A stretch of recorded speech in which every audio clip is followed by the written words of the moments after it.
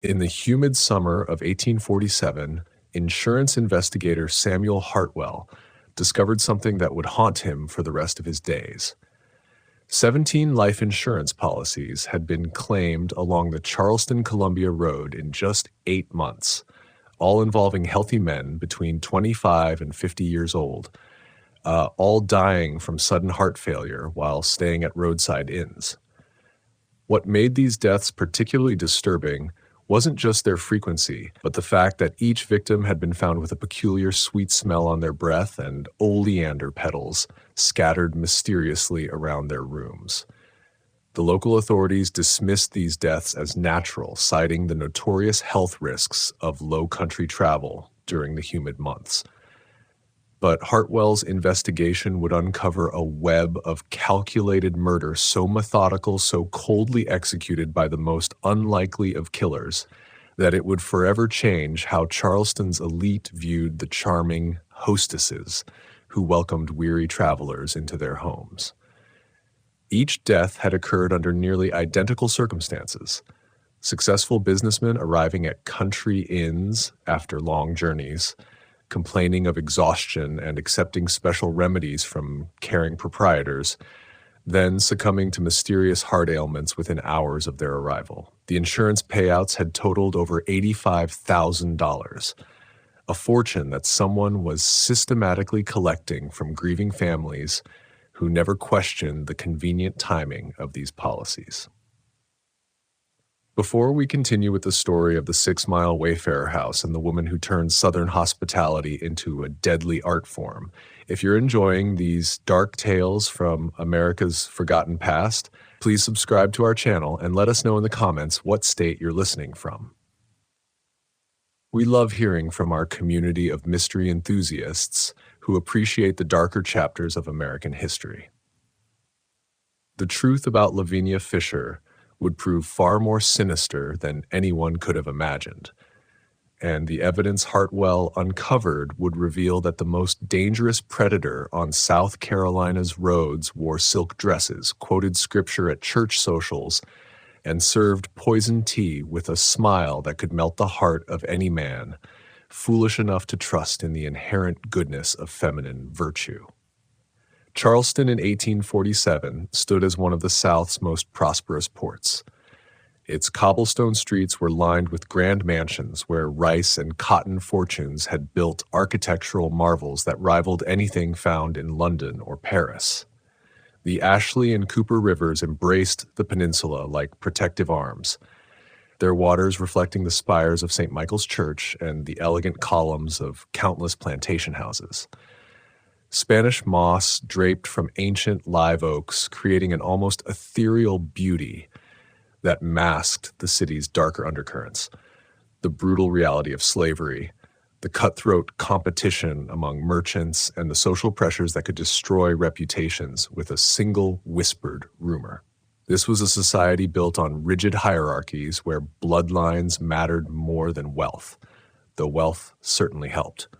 The Charleston elite maintained their positions through careful marriages, strategic business partnerships, and an unspoken code of conduct that valued appearance over substance.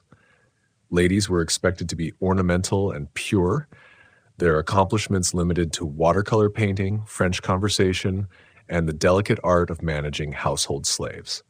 Any woman who stepped outside these boundaries faced social ostracism that could extend to her entire family. The road between Charleston and Columbia had become increasingly vital as inland plantations expanded and merchants sought new markets for their goods. Cotton brokers, land speculators, rice planters, and tobacco merchants regularly made this journey, often carrying substantial sums of money, important legal documents, and detailed information about their business operations. The route was notorious for its isolation, winding through dense pine forests where highwaymen were known to operate, crossing treacherous swamplands where Spanish moss hung like funeral shrouds, and alligators lurked in murky waters that could conceal evidence of crimes for decades.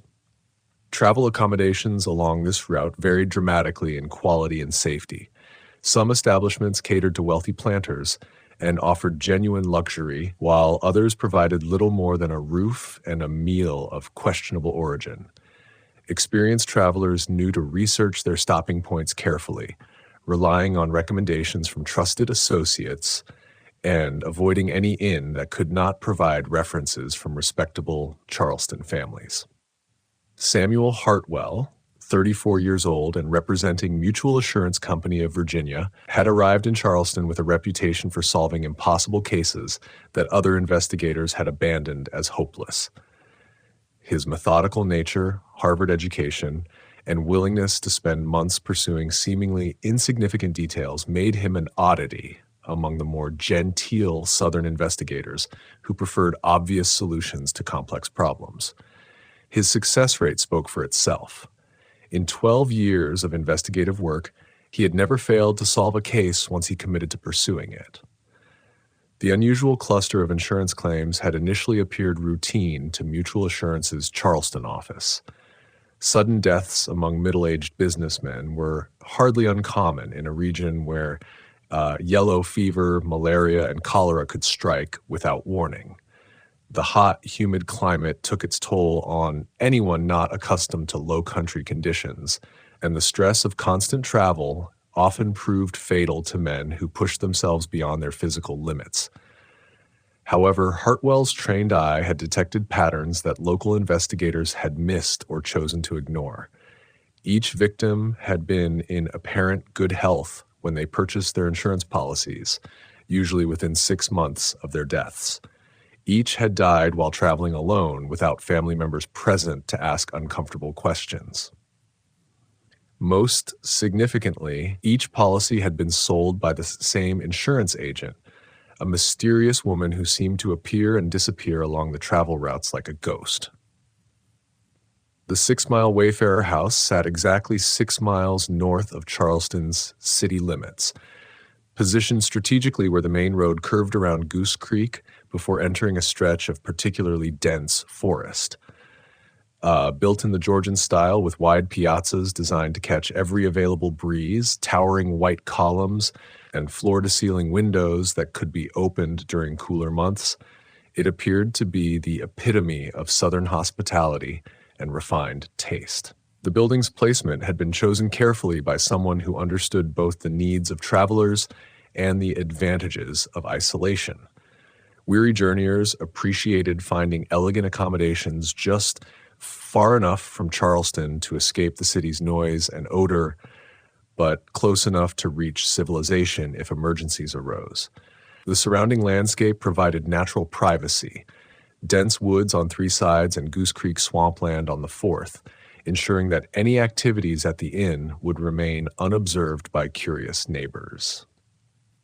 The property had been purchased 3 years earlier by John and Lavinia Fisher, who claimed to have acquired it with money John had inherited from a deceased uncle in Savannah. Local records showed they had paid cash for the substantial property, immediately beginning renovations that transformed a rundown coaching inn into one of the most elegant stopping places between Charleston and Columbia. Their investment in Persian rugs, crystal chandeliers, and imported furniture suggested either enormous confidence in their business prospects or access to funds far beyond what most innkeepers could command. Lavinia Fisher possessed the kind of beauty that made strong men forget their own names and abandon their carefully planned business strategies. At 26, she stood unusually tall for a woman of her era, with auburn hair that caught sunlight like burnished copper and green eyes that seemed to see straight through to a person's soul. Her complexion was flawless despite spending time in the brutal South Carolina sun, and her figure was perfectly proportioned in an age when feminine beauty was strictly defined by precise measurements and careful corseting. More dangerous than her physical beauty was her manner. Lavinia possessed an almost supernatural ability to make each person she encountered feel as though they were the most fascinating individual she had ever met. Her voice carried the musical quality of low-country aristocracy, that distinctive accent that marked Charleston's highest social circles, and immediately identified its speaker as someone worthy of respect and attention. She moved with practiced grace that suggested years of dancing lessons and deportment training. Yet there was nothing artificial about her charm. Those who met her invariably commented on her extraordinary intelligence and her gift for remembering personal details that most people would forget within minutes. She could recall a man's children's names months after a brief conversation, inquire about specific business ventures with genuine apparent interest, and offer sympathy for family difficulties that had been mentioned only in passing. This attention to detail made her guests feel valued and appreciated in ways their own families often failed to achieve. John Fisher, by contrast, was unremarkable in almost every way, a fact that made their partnership all the more effective. Short and stocky with thinning brown hair and forgettable features, he possessed the kind of invisibility that allowed him to move through the world unnoticed and unremembered. Neighbors described him as quiet, hardworking, and devoted to his beautiful wife with an intensity that bordered on worship. While Lavinia charmed guests and managed the social functions, John handled practical matters with methodical efficiency. He maintained the grounds with obsessive care, ensuring that every flower bed was perfectly arranged and every building surface spotlessly clean. His carpentry skills were exceptional, and he was always willing to help neighbors with difficult repairs or construction projects. The local community viewed him as a valuable asset, reliable, skilled, and completely trustworthy. The first death that caught Hartwell's attention occurred on February 14th, 1847, Valentine's Day, though the irony would only become apparent months later when the full scope of the Fishers' crimes was revealed. Cotton merchant Theodore Grayson had arrived at the 6 Mile Wayfarer house late in the afternoon, his carriage loaded with samples and contracts from his successful Charleston negotiations. At 48 years old, Grayson was known throughout the region as a shrewd businessman who had built a fortune by understanding both the technical aspects of cotton production and the psychological weaknesses of his competitors. According to the detailed report filed by local magistrate Cornelius Weatherby, a document that Hartwell would study line by line in the months that followed, Grayson had appeared tired but otherwise healthy when he arrived at the inn. The day had been unusually warm for February, with temperatures reaching nearly 70 degrees, and Grayson had complained of fatigue from his journey and the oppressive humidity that seemed to sap energy from even the most experienced travelers. Lavinia had greeted him personally at the front entrance, a practice that distinguished her establishment from more mundane inns where guests were met by servants or stable boys. She had immediately noticed his exhaustion and insisted on preparing a special restorative tea that she claimed had been renowned throughout the Charleston area for its miraculous healing properties. The recipe, she explained, had been passed down through generations of her family and contained flowers from her own carefully tended garden. The other guests present that evening, a rice planter named Harrison Calhoun and a tobacco inspector from North Carolina named Wesley Dree, would later provide testimony that painted a vivid picture of Grayson's final hours. Both men described how Lavinia had treated the cotton merchant with extraordinary attention, personally ensuring that his every comfort was attended to while maintaining engaging conversation that seemed to revitalize his spirits despite his physical exhaustion. The tea itself had been served in one of Lavinia's finest china cups, decorated with delicate pink roses that perfectly complemented the beverage's unusual color. Grayson had praised its distinctive flavor immediately, mentioning notes of honey and something floral that he couldn't quite identify, but found incredibly pleasant.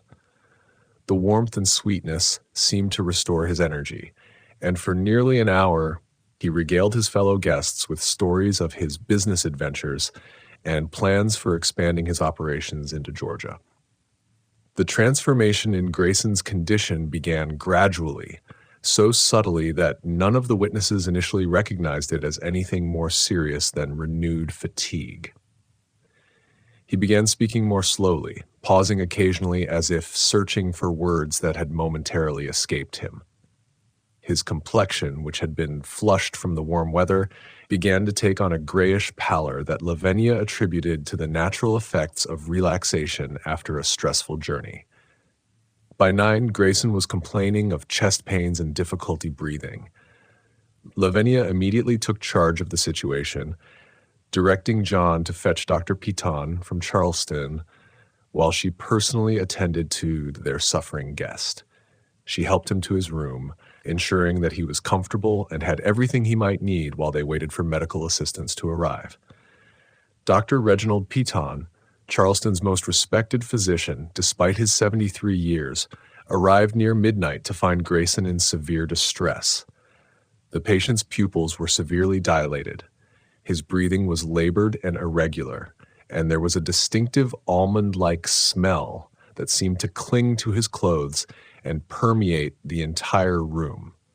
Dr. Piton's examination revealed an irregular heartbeat and signs of severe poisoning, though he was unable to identify the specific substance responsible. Despite the doctor's efforts, Theodore Grayson died at approximately 2 in the morning on February 15th. His body was found in a state that struck Dr. Piton as unusual, positioned peacefully in the bed as if he had simply fallen asleep, with no signs of the violent convulsions that typically accompanied poisoning cases. More mysteriously, several pink oleander petals were discovered scattered across the wooden floor around his bed, though neither Dr. Piton nor anyone else could explain their presence. What struck Hartwell as particularly suspicious when he later reviewed the case was Lavinia's behavior throughout the medical crisis. Multiple witnesses reported that she had remained remarkably composed and efficient, displaying none of the hysteria or panic that would have been expected from a woman witnessing such a traumatic event. She had personally cleaned and arranged Grayson's room before Dr. Piton's arrival, explaining that she couldn't bear to leave the poor man in an undignified state during his final moments. When questioned about the oleander petals by Magistrate Weatherby, Lavinia provided what seemed like a reasonable explanation. She suggested that they must have blown in through the window from her garden, where she maintained several ornamental oleander bushes for their beautiful pink flowers. The fact that February was hardly the season for blooming oleander in South Carolina appeared not to have occurred to anyone involved in the initial investigation. The insurance claim filed by Grayson's business partner, Marcus Redmond, had been processed without incident by Mutual Insurance's Charleston office. The company paid out the substantial sum of $5,000, nearly 10 years' wages for most working men, noting in their files that Grayson had been in apparent good health when he purchased the policy just 4 months earlier. The policy had been sold by Laura Ferguson, an insurance agent from Augusta, whose credentials and references had all appeared to be in perfect order. But Theodore Grayson was only the beginning of what would prove to be the most systematic murder campaign in South Carolina's history. As the spring of 1847 warmed the low country and brought the familiar cycles of planting and commerce back to full activity, the deaths continued with a disturbing regularity that should have aroused suspicion among local authorities. However, the scattered nature of the incidents across multiple jurisdictions, combined with the apparent respectability of those involved, allowed the pattern to remain hidden from everyone except the most careful observers. In March, tobacco inspector William Claiborne died under nearly identical circumstances at the 6 Mile Wayfarer house. Claiborne, a respected official from the North Carolina Tobacco Commission, had been traveling to Charleston to investigate reports of quality irregularities in shipments bound for European markets.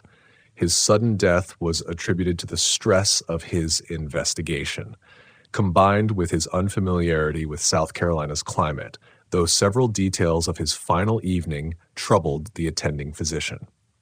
Like Grayson before him, Claiborne had arrived at the inn complaining of travel fatigue and had been personally attended by Lavinia, who prepared her special restorative tea with the same caring attention she had shown the previous victim. The other guests present that evening later recalled how the tobacco inspector had praised the beverage's unique flavor and seemed to revive considerably after drinking it. However, within 2 hours, he was experiencing severe chest pains and difficulty breathing that progressed rapidly to complete cardiac failure. Dr. Paton, summoned once again from Charleston, found Claiborne's body in the same peaceful position that had characterized Grayson's death, with the same distinctive almond-like odor and the same mysterious scattering of pink oleander petals around the room. The physician's growing concerns about these similarities were offset by his recognition that coincidences, however unlikely, did occasionally occur in medical practice. April brought the death of land surveyor Edgar Beaumont, whose work mapping plantation boundaries for wealthy Charleston families had made him one of the most trusted professionals in his field. Beaumont's demise followed the established patterns so closely that a more suspicious investigator might have recognized the deliberate nature of what was occurring. However, the local authorities continued to treat each incident as an isolated tragedy, failing to recognize the systematic nature of what was clearly a carefully planned criminal enterprise. The spring deaths were followed by an escalation in both frequency and brazenness that suggested growing confidence on the part of whoever was responsible. May brought 2 more victims: rice plantation owner James Rutledge from Georgetown and merchant Thomas Bellingham from Columbia. Both men died within a week of each other, both at the Six Wayfarer house, both after drinking Lavinia's special tea. The local community had begun to whisper about the inn's apparent curse, with some of the more superstitious residents suggesting that the property might be built on cursed ground or haunted by the spirits of travelers who had died there in previous decades.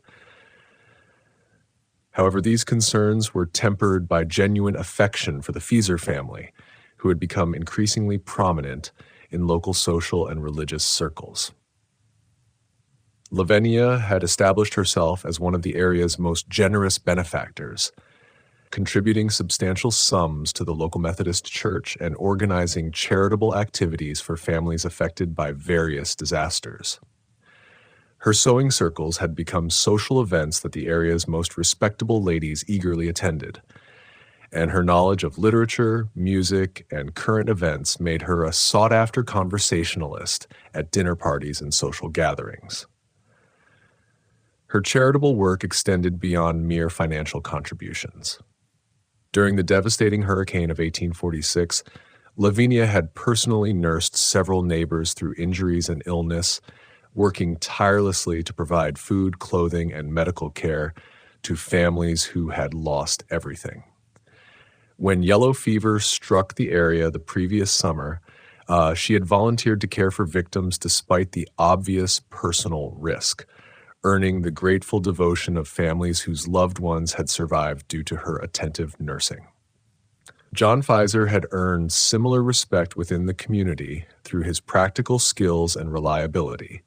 He maintained not only his own property with meticulous care, but also volunteered countless hours helping neighbors with difficult construction and repair projects.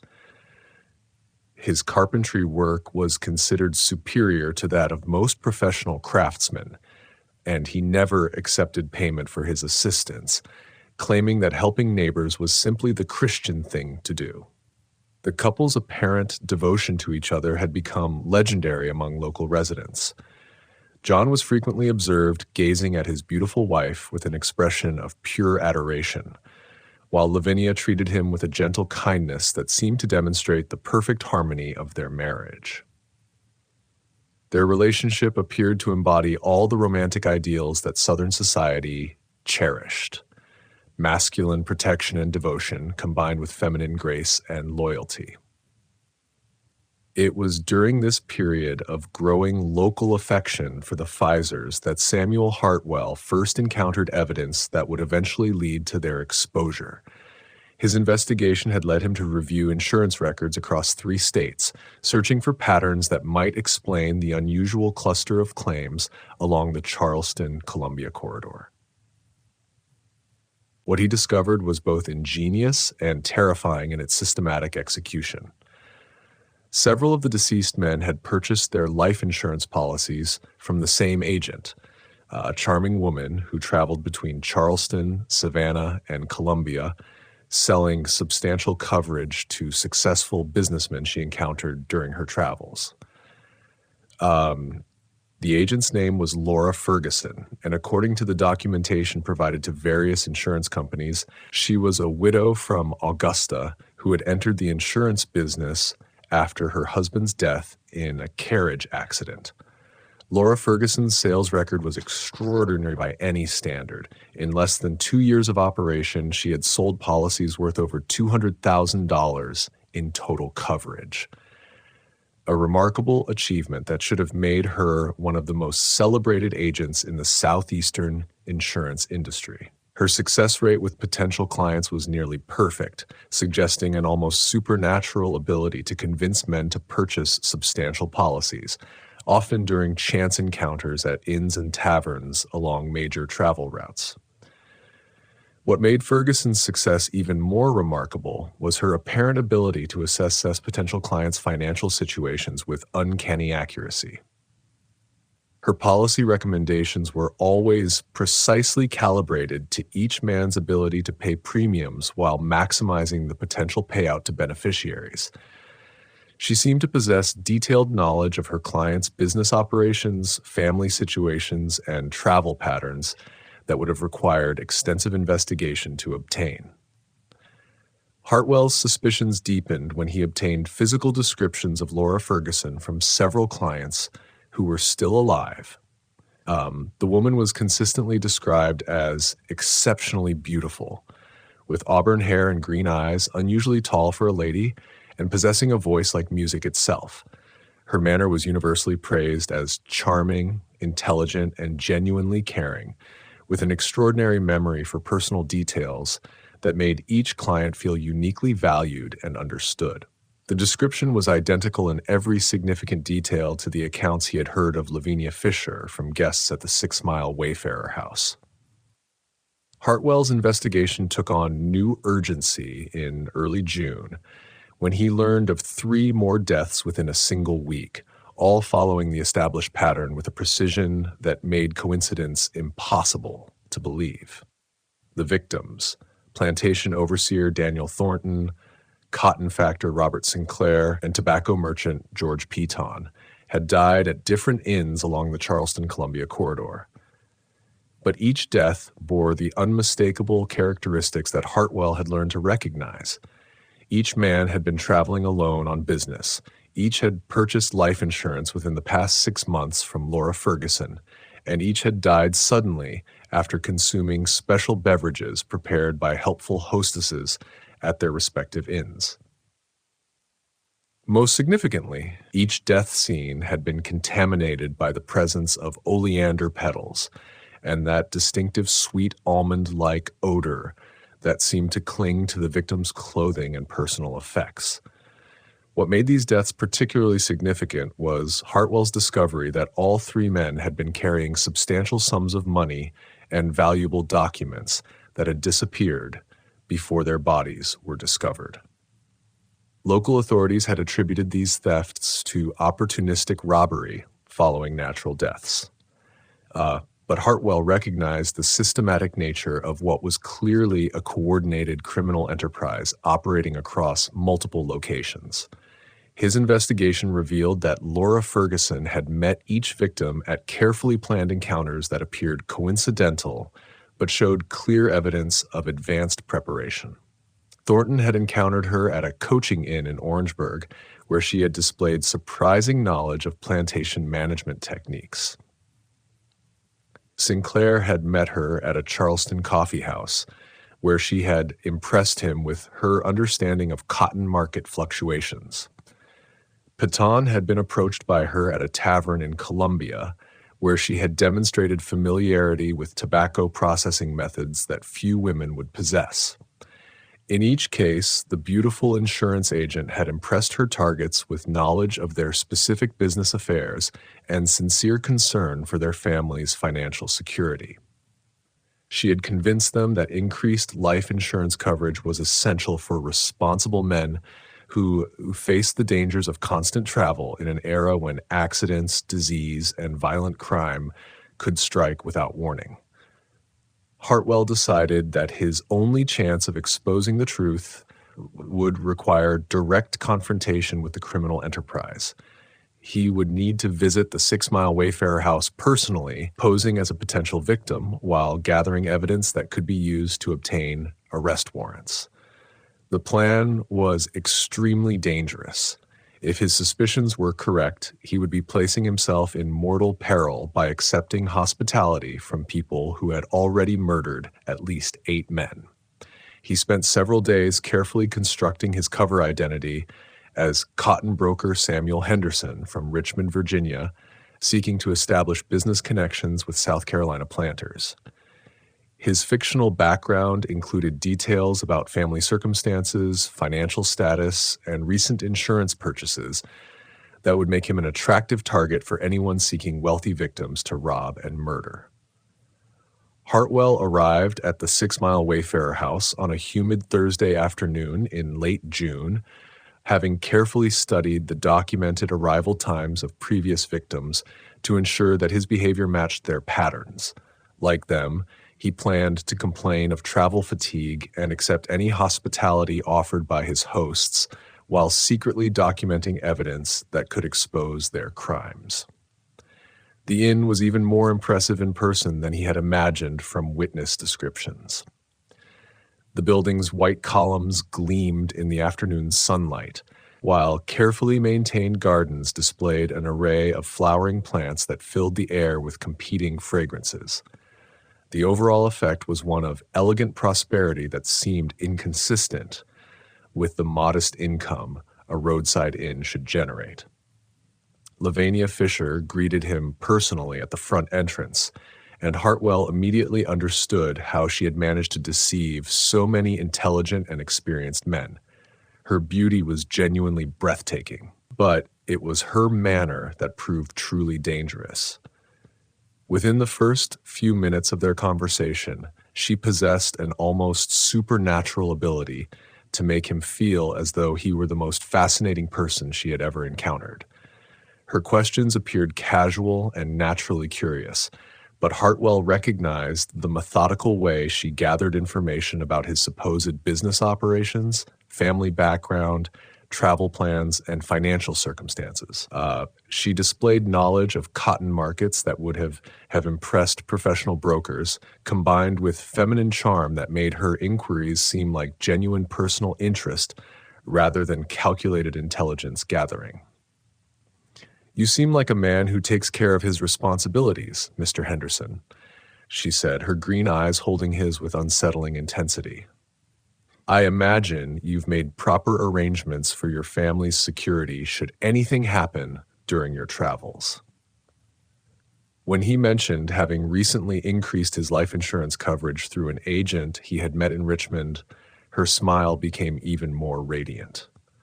The expression in her eyes suggested satisfaction, as if he had just confirmed something she had hoped to discover. She insisted on preparing a special welcome refreshment, explaining that her grandmother's recipe had been renowned throughout the Charleston area for its restorative properties after long journeys.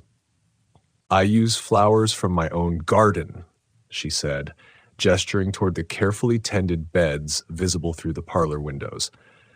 "There's something about homegrown ingredients that makes all the difference. So many of our guests have told me that my special tea is quite unlike anything they've ever experienced."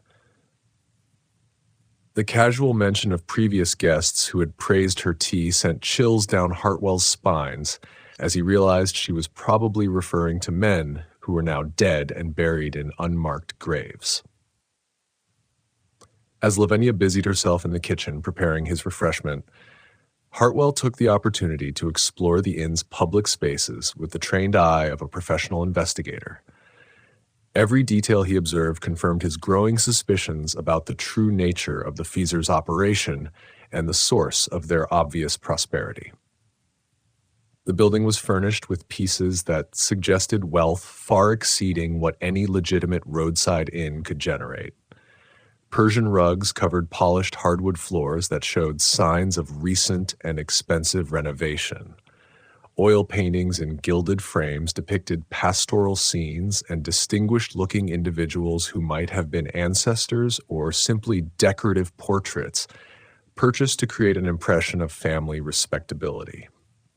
Crystal chandeliers hung from ceilings decorated with intricate plasterwork that would have required master craftsmen to create. The dining room featured a mahogany table that could easily seat 12 people, surrounded by chairs upholstered in silk fabric that would have cost more than most families earned in a year. Silver serving pieces displayed in glass-fronted cabinets bore hallmarks indicating they had been crafted by Charleston's finest artisans. What caught Hartwell's attention most were the small details that suggested recent acquisition rather than inherited wealth. The silver service showed no signs of age or wear that would indicate family heirlooms passed down through generations. The crystal glasses bore no chips or scratches, typical of pieces that had been in regular use for years. The furniture displayed none of the scuffs, stains, or minor damage that inevitably accumulated in working inns, where countless guests had eaten, drunk, and occasionally been careless with valuable furnishings. Either the Feasers had inherited enormous wealth that they had chosen to invest in transforming a modest inn into a showcase of luxury, or their business was generating profits far beyond what the apparent number of guests would suggest. Given the systematic pattern of deaths and insurance claims that had brought Hartwell to investigate them, the second explanation seemed far more likely. John Feiser emerged from what appeared to be a back office, carrying ledgers and correspondence that he quickly gathered when he noticed Hartwell's presence in the parlor. The man's nervous energy seemed completely at odds with his earlier composed demeanor when greeting their new guest, and Hartwell observed how his hands trembled slightly as he organized the papers he was carrying. "Business correspondence," John explained with a forced smile that failed to reach his eyes. "We maintain connections with several merchants in Columbia and Charleston for supplies and recommendations. Always important to keep proper records of our transactions and relationships." The explanation sounded rehearsed, as if John had prepared responses for anyone who might question his activities or the documents he carried. Hartwell also noted that the man seemed far more intelligent and calculating than his earlier humble demeanor had suggested, displaying the sharp awareness of someone accustomed to deception and constant vigilance. Through the kitchen door, Hartwell could hear Lavinia humming softly as she prepared his refreshment. The melody was hauntingly beautiful, but something about it made him profoundly uneasy. Perhaps the realization that previous victims had probably heard the same song during their final hours of life. He found himself drawn to the kitchen doorway, where he could observe her working with practiced efficiency that suggested years of experience with whatever process she was following. She moved between different containers and jars with the precision of someone following a familiar recipe that had been refined through multiple repetitions. What disturbed him most was her expression, which was completely different from the warm charm she had displayed just moments earlier. Her face showed intense concentration, almost clinical in its focus, as she measured various substances into his cup with the care of an apothecary preparing a precise medicinal dose. The transformation was so complete that she seemed like an entirely different person, cold, calculating, and utterly without emotion as she prepared what Hartwell suspected might be his death warrant. When she noticed him watching through the doorway, her demeanor shifted instantly back to that of the welcoming hostess. But the brief glimpse of her true nature had been terrifying in its implications. "Almost ready," she called out sweetly, her voice once again carrying that musical quality that made her seem like the perfect embodiment of Southern feminine virtue. "I do hope you'll enjoy it. So many of our guests have told me it's quite unlike anything they've ever experienced. Absolutely unforgettable." The emphasis she placed on the word unforgettable seemed laden with meaning that made Hartwell's blood run cold. He realized that she was probably speaking the literal truth. Her victims would indeed never forget the experience of drinking her special tea, since it was likely the last thing they would ever taste. As she approached carrying the cup on a delicate china saucer, Hartwell noticed several details that confirmed his worst fears. The tea possessed an unusual pink color that seemed inconsistent with any normal beverage, and it gave off an aroma that was intensely sweet and floral, with underlying notes that seemed almost narcotic in their strength.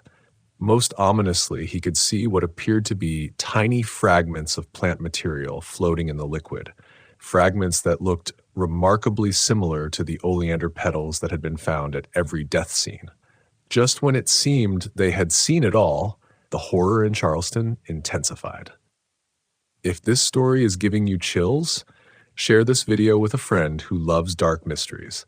Hit that like button to support our content, and don't forget to subscribe to never miss stories like this.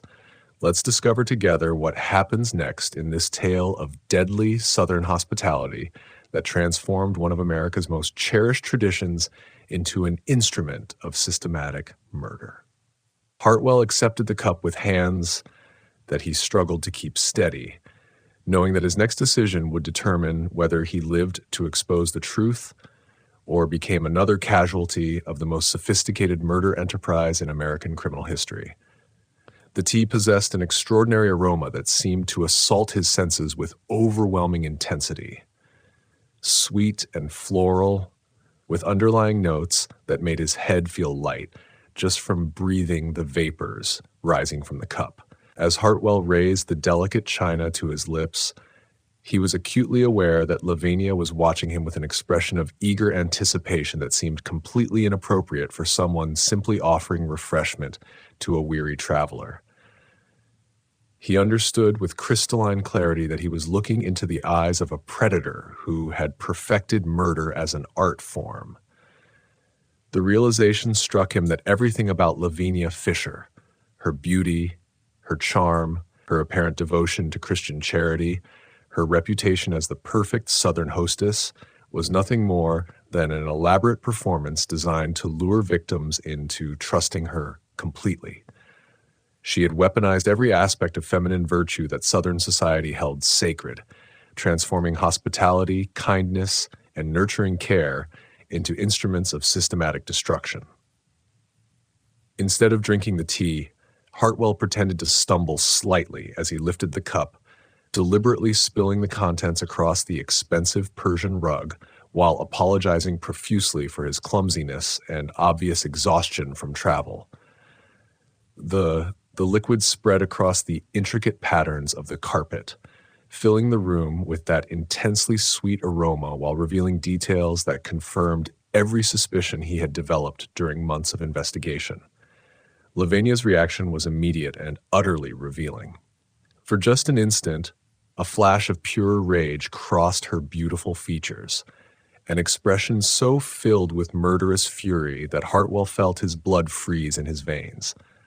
The mask of Southern feminine gentility slipped completely, revealing something inhuman in its cold calculation. Then, with visible effort, she composed herself and managed to recreate her charming smile, though her green eyes continued to blaze with barely controlled anger. "How unfortunate," she said, her voice maintaining its musical quality despite the obvious struggle to control her emotions. "I'm so sorry that you've missed the opportunity to experience grandmother's special recipe. Perhaps you're more tired than you realized from your journey. I'll prepare another cup immediately. It really is essential that you have the full benefit of the restorative properties." "Please don't trouble yourself on my account," Hartwell replied, feigning embarrassment while carefully observing her reaction. I'm afraid I'm more exhausted than I initially realized. Perhaps I should rest in my room before taking any refreshments. A brief nap might restore my coordination. What happened next would haunt Samuel Hartwell for the remainder of his life. As Lavinia knelt gracefully to clean the spilled liquid, several pink oleander petals that had been concealed in the bottom of the teacup became clearly visible against the dark fabric of the Persian rug. The sweet aroma rising from the spilled tea was identical to the distinctive scent that had been reported at every death scene he had investigated. More disturbing was the way John Pfizer appeared instantly in the doorway, as if he had been waiting nearby for some predetermined signal.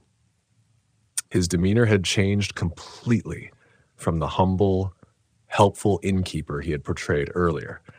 Now he stood with the alert posture of someone prepared for violence, his eyes moving between Hartwell and his wife, with the coordination of partners who had obviously worked together in similar situations many times before. "Is everything all right, my dear?" John asked, though his tone suggested that he already knew the answer and was preparing to take whatever action might be necessary to resolve the situation. "Our guest is simply tired from his travels," Lavinia replied smoothly, though Hartwell noticed that she was now positioning herself between him and the room's only exit. "I think he might benefit from immediate rest rather than waiting until later this evening." The exchange was clearly coded communication about how to handle the unexpected complication of a victim who had not consumed the poison as planned. Hartwell realized that his survival now depended on maintaining his cover story while finding some way to escape from the inn without arousing further suspicion about his true identity and purpose. That evening, after convincing the fishes that he was indeed simply exhausted and needed sleep more than food or additional refreshments, Hartwell lay in his assigned room, with furniture barricaded against the door, listening to sounds that confirmed every suspicion he had developed about his hosts. Through the thin walls and floorboards of the old building, he could hear whispered conversations that revealed the true nature of their operation and the immediate danger he faced. "The investigator suspects something," came Lavinia's voice, no longer carrying the musical sweetness she displayed for guests. Her tone was cold, calculating, and filled with a viciousness that made Hartwell's skin crawl. "We may need to accelerate our timeline significantly if we want to avoid exposure." "How can you be certain he's investigating us?" John's reply carried a nervousness that suggested he was far less comfortable with violence than his wife. "Maybe he simply spilled the tea accidentally. Plenty of our guests have been clumsy after long journeys." "Don't be naive," Lavinia snapped with barely controlled fury. "No one spills tea that precisely unless they're deliberately avoiding drinking it. He was watching me prepare it, studying my movements like he knew exactly what to look for. Someone has connected the deaths to our operation." Through his window, Hartwell could see John moving across the moonlit grounds toward the swampland behind the property, carrying what appeared to be a heavy canvas bundle over his shoulder. The man moved with the careful efficiency of someone performing a familiar task, disappearing into the Spanish moss-draped trees that bordered Goose Creek, with practiced knowledge of paths that would leave no tracks for investigators to follow. The implications were horrifying. Hartwell realized he was witnessing the disposal of evidence from previous murders, possibly personal effects, clothing, or even body parts that needed to be fed to the alligators that infested the surrounding swampland. The systematic nature of their operation was becoming clear. They had developed a perfect method for eliminating victims and disposing of evidence that left no traces for law enforcement to discover. Near midnight, the conversations below became more detailed and revealed the full scope of their criminal enterprise. Lavinia's voice carried clearly through the floorboards as she outlined plans that demonstrated months or even years of careful preparation. The Savannah contact has confirmed that new identities can be arranged, but the cost will be substantial, she was explaining to John. We'll need at least $15,000 to disappear completely and establish ourselves elsewhere with proper documentation and references. How many more victims will that require? John asked, his voice trembling with what sounded like fear rather than moral qualms. Depends on how much each one is carrying and the value of their insurance policies. Lavinia replied with the casual tone someone might use to discuss crop yields or weather patterns. The cotton broker we're expecting next week should be worth at least $3,000 between his cash and policy. The rice planter after that might be worth twice as much if his reputation for carrying large sums is accurate. What about the bodies in the swamp? If anyone discovers what we've hidden there. The alligators have been remarkably cooperative so far, Lavinia laughed, a sound that chilled Hartwell more than her earlier fury had. By the time anyone thinks to search those waters, if they ever do, there will be nothing left to identify. Nature has provided us with the perfect disposal system. The conversation continued for nearly an hour, during which Hartwell learned details that would eventually lead to arrests far beyond just the Fisher couple. They were part of a larger network of criminals operating throughout the southeastern states, with contacts in Savannah who specialized in creating false identities, Charleston associates who helped identify wealthy potential victims, and connections in Colombia who provided information about travelers' routes and schedules. Their method had been refined through years of practice and multiple murders that had never been connected to their operation. Lavinia would encounter wealthy men during their travels, either as Laura Ferguson, the insurance agent, or through carefully planned accidental meetings at inns and taverns. She would assess their financial situations, sell them life insurance policies when possible, and gather detailed information about their travel plans and personal circumstances. When victims arrived at the 6 Mile Wayfarer house, they would be treated to extraordinary hospitality that made them feel completely safe and valued. Lavinia's special tea contained oleander extract that she prepared using a recipe she had perfected through experimentation with different dosages and preparation methods. The poison was particularly effective because its symptoms resembled heart failure, and the sweet taste masked any bitterness that might arouse suspicion. After victims died, the Fishers would steal any money, jewelry, or valuable documents they carried, then dispose of the bodies in Goose Creek Swamp, where alligators would eliminate physical evidence within days. The deaths appeared to be natural. The victims had died alone, without family members present to ask difficult questions. And the substantial insurance payouts provided additional profits that made their operation extraordinarily lucrative. Dawn was approaching when Hartwell heard John returning from his nocturnal activities, his boots heavy on the front porch as he cleaned mud and vegetation from his clothing. The sound of running water suggested he was washing away evidence of his work in the swampland, preparing for another day of playing the humble, helpful innkeeper. Hartwell spent the remaining hours before sunrise carefully documenting everything he had overheard, creating a detailed record that he planned to present to Charleston authorities. He now possessed evidence of multiple murders, systematic insurance fraud, and the location where bodies had been disposed of. Most importantly, he had confirmed the identities of the criminals responsible and gathered intelligence about their broader network of criminal associates. However, his immediate problem was escaping from the inn alive. The Fishers clearly suspected his true purpose, and he had no doubt that they would attempt to murder him rather than risk exposure. His only advantage was that they probably preferred to maintain their established method rather than risk the complications that would arise from a victim who disappeared without consuming their poison. Hartwell's escape from the 6 Mile Wayfarer house required careful planning and considerable luck.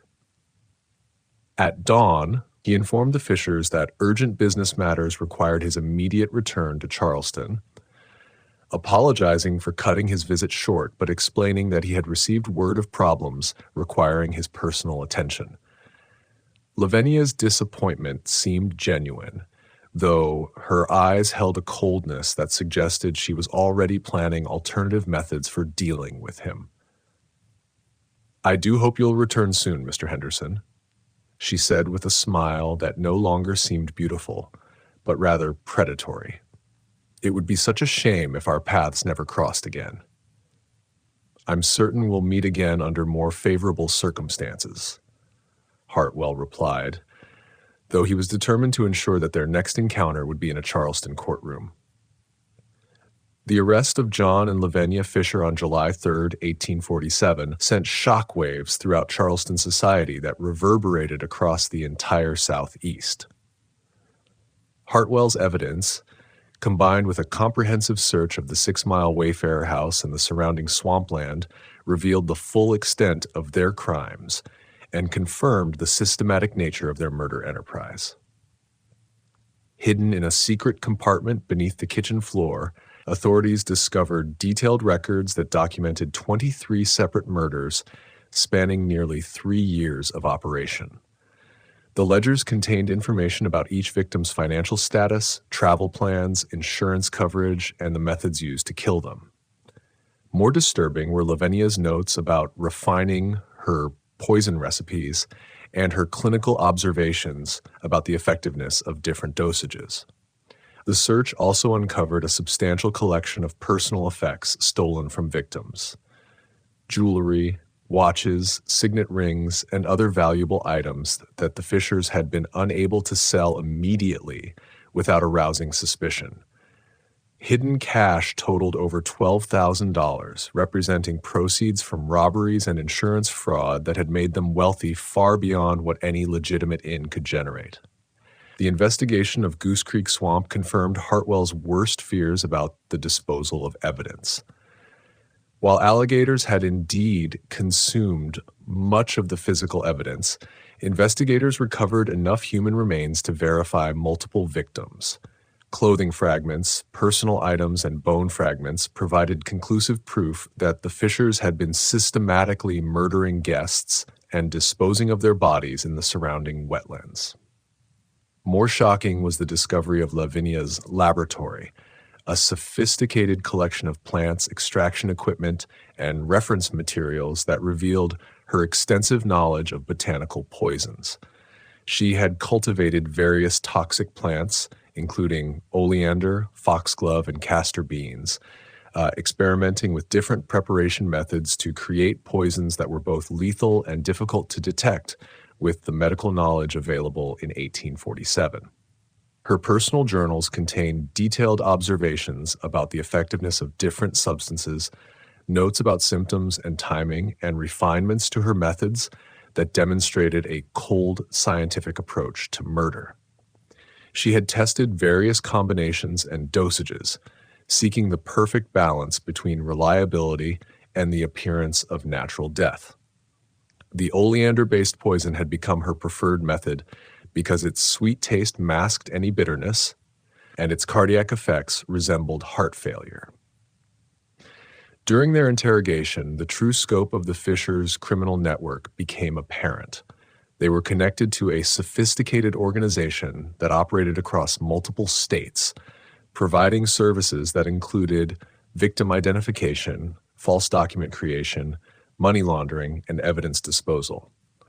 The network had been responsible for dozens of murders throughout the Southeast, with the 6 Mile Wayfarer house serving as just one of several killing sites. Lavinia had indeed been operating as insurance agent Laura Ferguson, using her extraordinary charm and carefully constructed cover identity to identify wealthy victims and sell them life insurance policies that would later be claimed by the criminal organization. Her success rate with potential clients had been nearly perfect because she combined genuine beauty and intelligence with complete ruthlessness and an intuitive understanding of masculine psychology.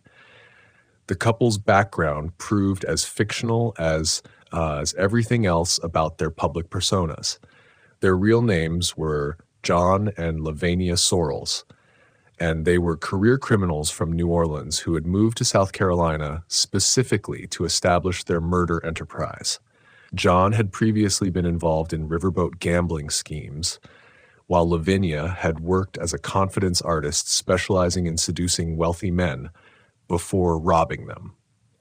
Their transformation into respectable innkeepers had been carefully planned and executed over several years. They had studied Charleston society, learned to mimic aristocratic manners and speech patterns, and created elaborate backstories that would withstand casual investigation. Their charitable work and community involvement had been calculated investments in building reputations that would deflect suspicion from their criminal activities. The trial of John and Lavinia Sorrells became one of the most sensational legal proceedings in South Carolina history, drawing crowds from across the region who came to see the beautiful woman who had turned hospitality into systematic murder. Newspaper accounts describe packed courtrooms where spectators waited for hours to glimpse the defendants and hear testimony about their crimes.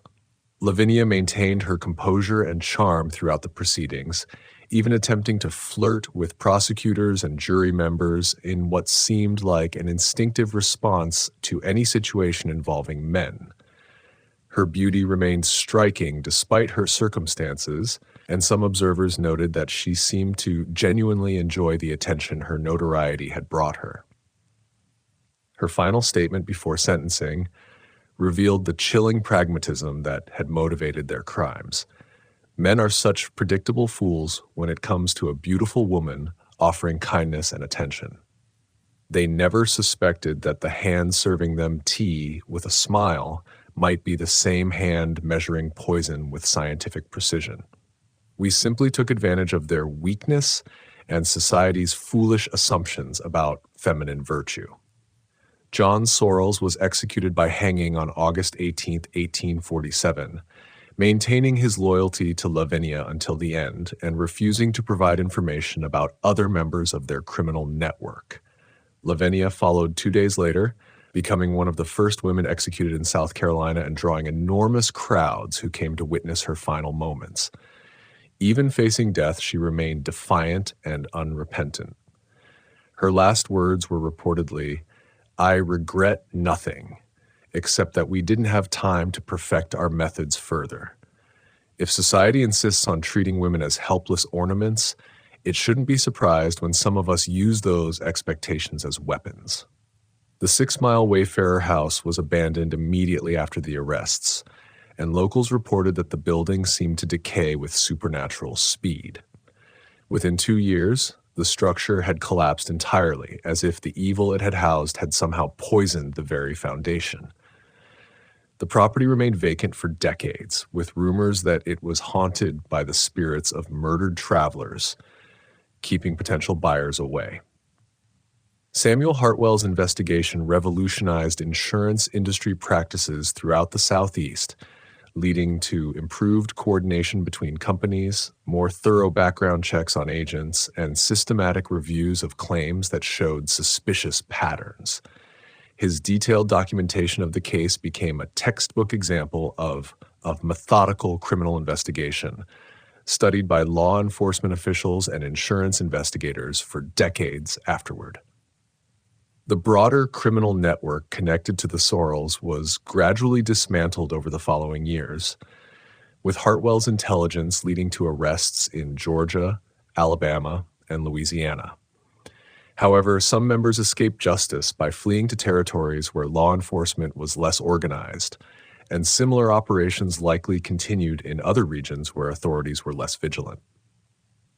The case established new legal precedents for prosecuting organized criminal enterprises and demonstrated the need for better communication between jurisdictions when investigating crimes that crossed state boundaries. It also highlighted the vulnerability of travelers in an era when communication was slow and record-keeping was haphazard, making it easy for criminals to operate undetected across wide geographic areas. Years later, when Hartwell reflected on his investigation, he was struck by how close he had come to becoming another victim of the Sorrels operation. If he had consumed Lavinia's poisoned tea, his death would probably have been attributed to natural causes, like all the others, and their murder enterprise might have continued for years longer. The case of Lavinia Sorrels remains one of the most chilling examples of how criminal minds can exploit society's most cherished values and assumptions.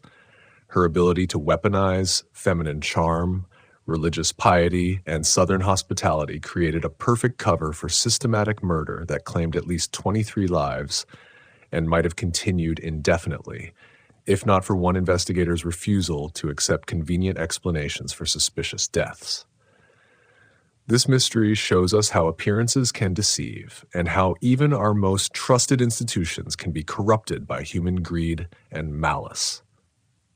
The victims who died at the 6 Mile Wayfarer house believed they were experiencing the finest examples of Southern hospitality and Christian charity, never suspecting that their hostess was studying them with the cold calculation of a predator selecting prey.